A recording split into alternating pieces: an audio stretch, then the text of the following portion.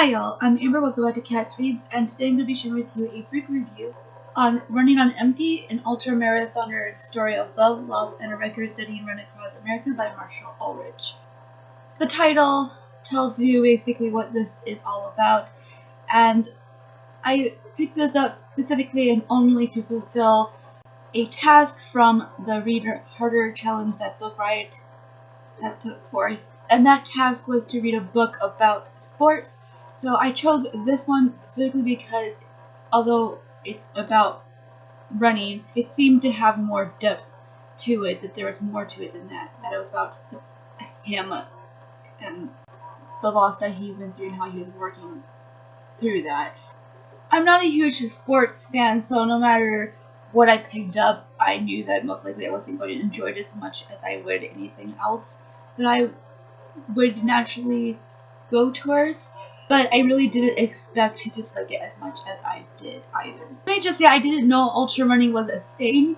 I mean, I saw in Forrest Gump that he did something that you could call ultra running, but I thought that was fake. Like, I thought they just put that there for the movie's sake. Like, I didn't realize it was actually a real thing that people did.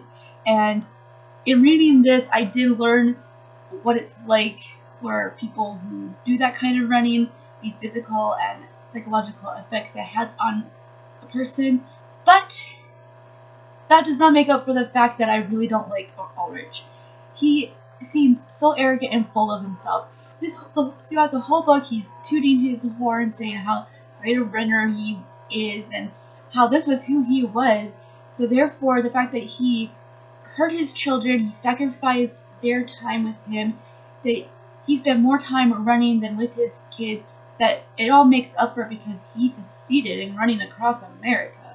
And he could have hurt himself to the point of not being able to walk anymore. Maybe he could have killed himself by doing this. And yet, he's like, well, I can do no wrong, or I may have done wrong, but this is who I am, so therefore it wipes my slate clean. This is the sense that I got from him throughout the book, that his actions didn't count for anything. Even as he was admitting it, I never once felt that he was apologetic for what he did and how that affected his children. And I say children mostly because it takes two to ruin a marriage, but the children didn't ask to be his children.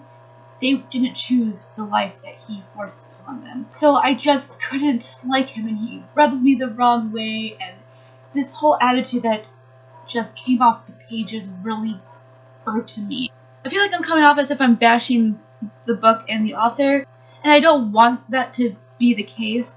I just really didn't like him, nor did I like the actions that he took in terms of his children. Nothing that he showed through this book about who he is makes him out to be that great of a person, or makes accomplishments that good for me. Like, he sacrificed his physical body for something that in the end I don't even understand, and he never really explains it well enough for me to be able to accept why he did it. So although I learned some interesting facts about marathons and ultra running and what it's like on the body, I overall did not like this book at all. It's probably going to be one of the worst books that I will have read in 2017. So in the end, I had to give it 1.5 stars. And I only gave it a 0.5 because I think that the writing was pretty good, and of course, like I said, I did learn some things about it. I would love to talk to you down below about this book. Did you read this? What did you think of it? I would also love to know if you're a runner. Have you run marathons? And if so, why? He didn't explain it well, and I would love to know what makes someone do this to themselves. Thank you all so much for watching, and keep smiling.